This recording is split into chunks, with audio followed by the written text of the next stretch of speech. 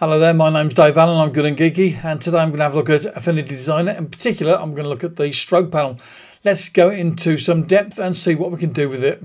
Okay, so I've got a few things up on the screen here, and I've got a line here, and I've got this rectangle, and this here, believe it or not, is actually a cog.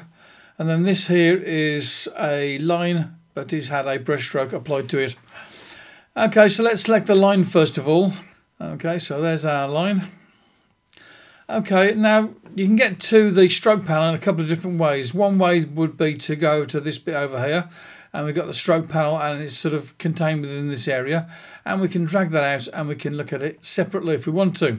Also, what we can do is we can get to this same lot of details here, but we can go to it from the menu bar up here, and if we click on this here, you see this pops out here and we get the same sort of information. What I'll do for now is we'll work on this one over here because you can see a little bit better than this one here, which is a bit smaller. So we've got our stroke panel up there, and obviously the first thing you want to do is to decide what width you want to have it. So let's put a good width on there now to see what we got. And the settings that you'll find on it will be the settings that you last used for whatever stroke you put on there. And if you want to have it different, then you have to make some changes. And in this particular case, we've got this set with the cap ends to this square cap, and we could change this to a butt cap. So all that does basically is the same sort of thing, but it just cuts it off closer to the actual line there. And you can have rounded ends on it as well if you want to. So those are the three options there. Then we've got the join. Now these things here, the join here, they're not going to make much difference here because we're working on a line here. So this here, the one with the mitre and one with the square ends, won't make any difference whatsoever. And same with the align tool here. We've got the align to centre, align to inside and line to outside. And those things here are not going to make any difference whatsoever when we're working with just a single line like this. Same with the order as well. No difference whatsoever. Okay. And the only thing that's going to make a difference is with scale with object. At the moment it's set to not scale with object.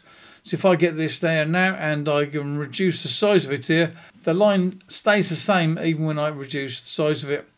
If I change here with scale with object, let's change that.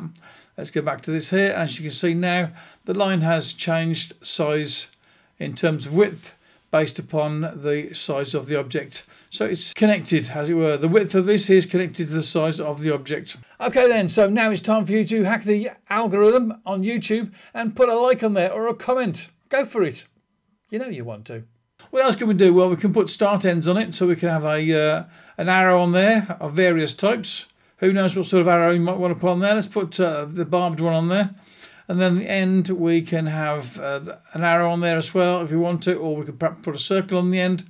Let's put a circle on it. So this one here places an arrow within the line, and this places the arrow at the end of the line. So again, you're going to have to make some decisions there based upon how you want this to look. Then what else can we do with this here? Well, we've got pressure. So properties, let's go to pressure first of all. And with pressure, we can have it so that the line is thicker at one end and thinner at the other. And to change this, you have to hold down the Option key on the Mac. If you're working with the iPad version, then you don't need to use the Option key to be able to move that. And as you can see, by changing that there, I'm getting a smaller end of line here. And I can change that. I don't have to hold the Option key down this time once it's been moved.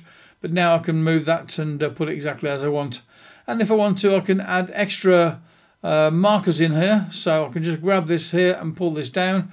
And that will make the line thinner in the middle and fatter at the ends. Even fatter at that end if I want to, and have it at the original fatness and just have the thinness in the middle there. And this here I can move to whereabouts in the line I want it. So I might just want the thinness of that edge there. In fact, I could put another one in here as well if I want to. I could put this here fat there, thin there. Let's have another one thin here. So you get all sorts of different possibilities up there and whatever else, and you can save the profile if you want to. Let's save this profile, and that's useful. Let's put it back to reset, and that puts it back to the standard setting. This properties here basically is giving the properties for a brush width. We're not using a brush on this one here, we're just using a line. Let's see if it makes some changes. It does. So I can change the width here. I can change the size variance. Can I change size variance? Okay, that's supposed to be going thinner at either ends, but that's not making any difference.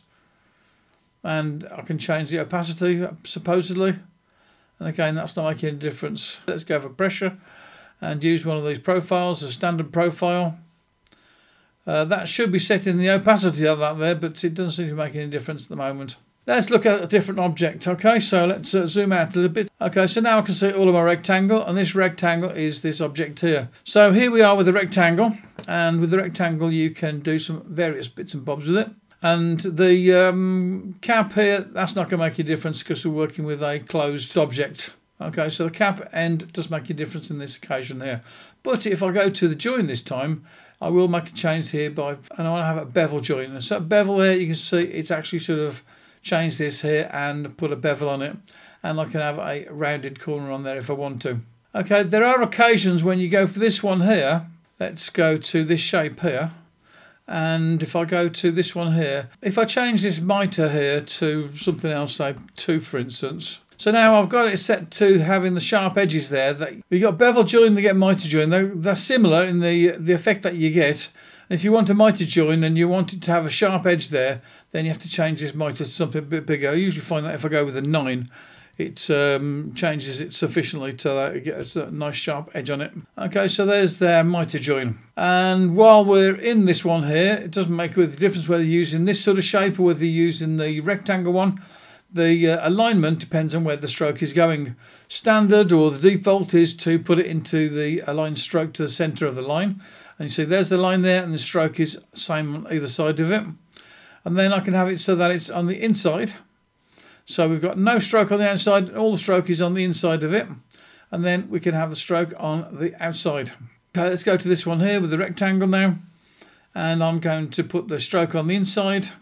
And as you see, because I've got this order set so that the stroke is behind, we've lost our stroke. If I change this now to put the stroke in front, we get a stroke back again. Even though this is a rectangle shape here, it's a closed shape, you can actually put arrows onto it. So there's that arrow at the top there. And again, because we've put an arrow on there, we've got back this rounded corner here. So if you've got a closed thing and you've got arrows on there, then these caps here will make a difference. So if I change that to a square cap now, look.